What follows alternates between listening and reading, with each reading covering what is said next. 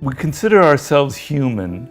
Obviously, we're human beings, but I don't buy that definition. I think that we're actually animals, that we have an animal nature, and that we have to become human. And we become human by overcoming some of these deep-rooted animal forces within us. These forces within us that we can't control, such as the fact that we can't control our own emotions, our own anger, our own frustration, or if we feel envy, or we're caught up in the emotions of other people. I call those forces, primal forces, human nature, and I have 18 of them. And they can create sort of negative patterns of behavior, the dark side of what we see in the news, etc. And we all have them ingrained in us, because with the way we evolved millions of years ago served a very definite purpose for our survival as a species. But the savannas of East Africa is not the offices in Silicon Valley or 21st century America. The world isn't the same. We are not built to adapt to this new technological environment we're in. We still have that lizard brain, those animal parts of our nature. So my book is designed to confront you with human nature so you can begin to overcome it.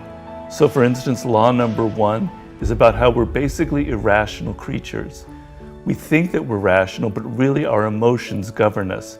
We feel something before we ever have an idea or think it. We have to become rational through this process that I lay out in my book. So I don't mean to say that we're negative, because humans are obviously incredible. Look at what we've created. It's outrageous if you think about who we were millions of years ago and where we are now. We're obviously capable of incredible achievements. We're also the most brilliant social animal on the planet. We're capable of cooperating and working on teams to a level that no other animal has ever reached.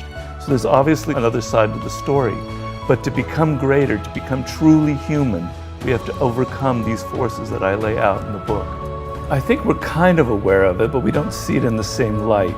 So for instance, we are built to constantly compare ourselves to other people. We're always thinking of what the other person has and how we are in relation to them. Are we getting as much attention as that other person? It started off when we were children. Are we getting more attention than our siblings from our parents? So we're continually comparing ourselves in rank, in power, in status to the people around us. And this is deep force within us, and it's constant every day, every moment. You don't realize it, but you're going through that. And social media, it completely exacerbates this tendency in human nature. And it's the source of envy, which I have a whole chapter on in my book. So that's one force that I talk about, and I try and show the roots of that, in our evolution. Another is the contagiousness of emotions, which is extremely powerful. We tend to think of ourselves as autonomous human beings, that we're independent, that I feel affection or anger or frustration on my own. We don't realize how deeply we are affected by the emotions of the people in a group. This is the viral effects. Emotions are extremely contagious. And I explain in the book there was an evolutionary reason for that.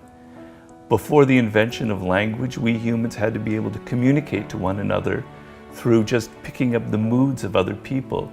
And if there was a threat to our group or our tribe, the ability to feel fear and anger together bonded us and helped us survive.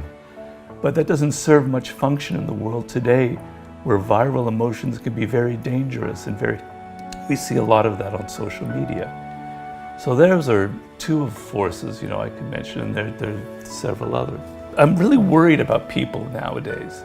So in Mastery, my worry was people no longer knew how to build things, no longer understood the process for becoming great and excelling at some craft or field. But now my worry is that people are so immersed in their smartphones and their technology that they don't understand people. They're not observing people. And this has been documented in studies that young people, for instance, levels of self-absorption and narcissism have been growing steadily since the 1970s. We are the preeminent social animal on the planet. Our survival depends on how we relate to other people, whether we understand them on some level. And I find a lot of people increasingly in the world are really bad at observing just basic elements in human psychology. The position I'm in now, I'm a consultant to a lot of very powerful, famous people. I'm not going to mention any names. People fly me out to consult with CEOs, political people who are very powerful, and even in other countries. And the number one problem I find that they have is an inability to understand the people they're dealing with. They hire the wrong partners. They hire the worst assistants who end up ruining their lives. These are people who are technically brilliant. They understand their field, they understand marketing, etc. But they don't understand basics about the people around them. And they make terrible hires, or they marry absolutely the wrong person for them in their lives. Their emotions, or their personal relationship bring them down. So this is like our Achilles heel, and I think it's gotten worse in the world today. So my anger was that people are so focused on technology, but that we need to focus much more on human nature, on understanding people. That's the primary skill that you need in life. I have a chapter on character, which is an extremely important chapter. And what I'm trying to get at in there is that there is something deeply ingrained in each individual person, a particular individual nature that we all have, and that causes us to go into compulsive patterns of behavior. I have this problem myself.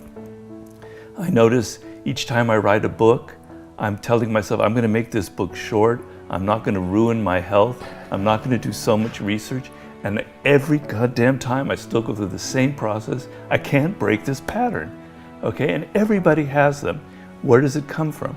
Some of it comes from our DNA, from our genetics, things we can't control that we've inherited from our parents.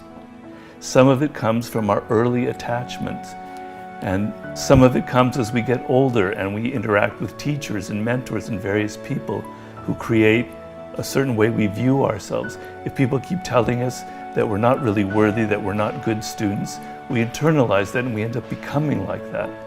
So it's a mix of things. Each person has a mix of these qualities, and you have to kind of untangle the various strands. And you're right, what I'm saying is you're a mystery to yourself. You don't know who you are. You have patterns of behavior and you're not even understanding that. You don't know why you're angry. You think you're angry because that person said something mean to you or did something wrong. But in fact, your anger probably stems from things from deep, deep within, from your childhood. And you're not reacting to that person, but to actually your parents and what they didn't give you. The origin of wisdom, according to the Greeks, was know thyself. Right? And I believe that very firmly, that knowledge about who you are is an end in itself and will help you in so many ways become that human being that I think we all have the potential to become.